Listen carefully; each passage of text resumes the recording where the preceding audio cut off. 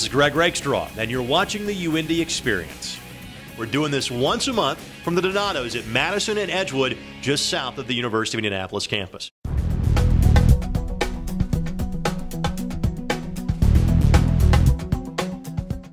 I know the big difference for you guys this year was a little bit of a later start, as mandated by the NCAA, taking a few games off the schedule. It obviously didn't slow you down. You won 9 of your first 10 out of the chute. Tell us about your start to the season. Yeah, we came out of the chute hot. I think a big part of that was not having to travel south and play a lot of the teams that traditionally open up in in early February.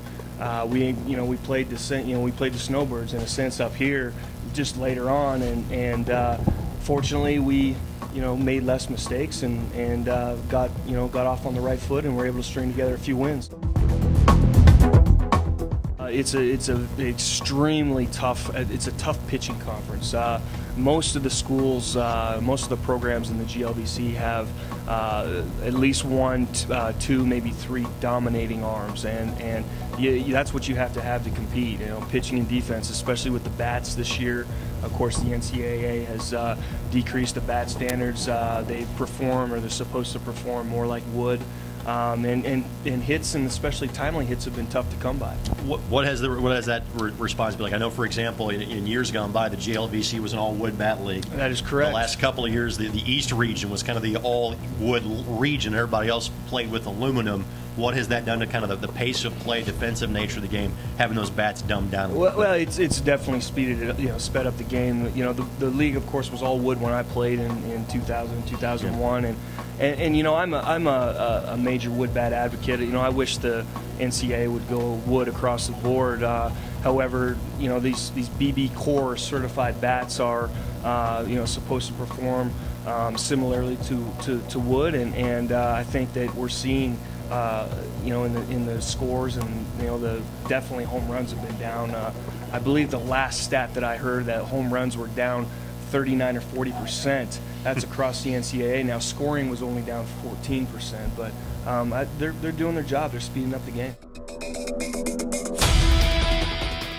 As we speak, we're still several weeks away from the conference championships in mid-May, and then around a regional, and then you cross your fingers and hope that you get back to the Division II World Series out in Cary over Memorial Day weekend and beyond. What does this team need to work on over these next few weeks to earn that GLVC tournament berth and hopefully use that as a springboard into regional play? Well, we've pitched the ball extremely well up to this point. Our pitching has been the backbone of our success so far.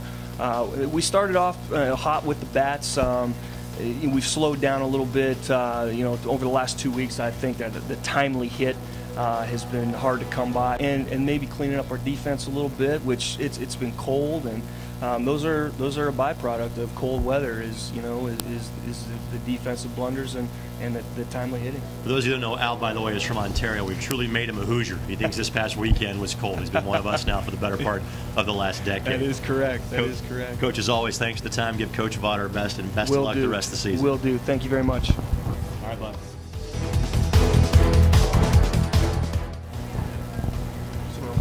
Yep. Hello? Do you enjoy one or the other more so, pitching or playing third base, or do you like the fact you get to do a couple of different things? If I had my choice, I'd have to be a straight pitcher. Yeah. I love it. I mean, there's nothing like being in control of the game. I want to say, do you get bored over there at third base at times? I would have to say I get bored because you don't get much pitching or many ground balls. But that, you know what, that's an interesting combination, because a lot of times if in college, if a guy's going to play both, he's usually a pitcher and an outfielder, with a great arm in the outfield, and again, you don't have as much action out there. That's a pretty unique combination, being a pitcher and a third baseman, isn't it? It really is, but I think it's just because my arm angle, it's completely different what other teams can see. So I mean, that's what they had me do that. I was going to say, does that mean you're a sidearm hurler when you're out there on the mound then? Yes, it is. The natural third baseman's throw, isn't it? It is. I mean, my dad always forced me to say, over the top, over the top, over the top. And next thing you know, I get to college, just drop it back down. Nice not to be messed with anymore, isn't it? Exactly, I love it. Just go out and throw the ball.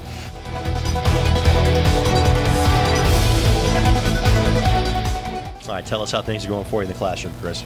Classes are going really well. I mean, kind of difficult with the traveling there. I mean, last night. We got back at 1 o'clock, Yeah. so I mean, I had to come back, study, and take a test this morning. I don't.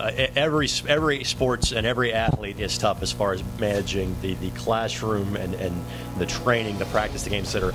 I don't know how you baseball guys do it, because I think the travel you guys have is the toughest of any of the sports. How tough is it to strike that balance of both on the field and in the classroom? It's actually kind of tough, but I mean, since my freshman year, we always start off with those 3 weekends in a row of Georgia. Right. And since then, I mean, since we dropped them this year, everything seems so much easier. You're ahead of the game, aren't you? Yeah, I mean, we're not leaving on Thursdays. If anything, we leave on Friday after class. I mean, right now I might miss one day of classes a week. That's not bad at all. Better than it used to be. Yeah.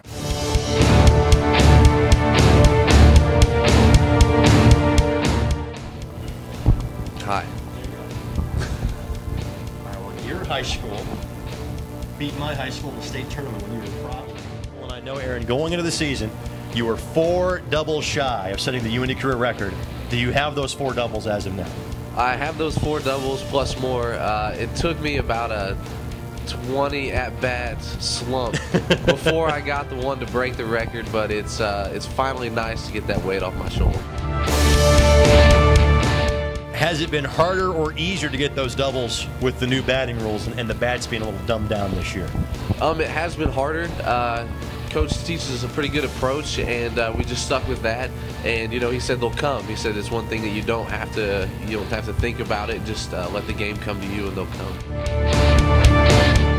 I know you're a senior. Are you going to try to pursue the baseball dream after this year, or is this going to wrap up the career for you here? This will probably wrap up the career. I've got, coaching in mind is a big thing that I would love to, get into. Coaching a travel ball team this summer, and hopefully I'll find some place to coach somewhere down the future. Well, this is a good job audition, so if you're looking for a travel ball coach, this is the guy to talk to.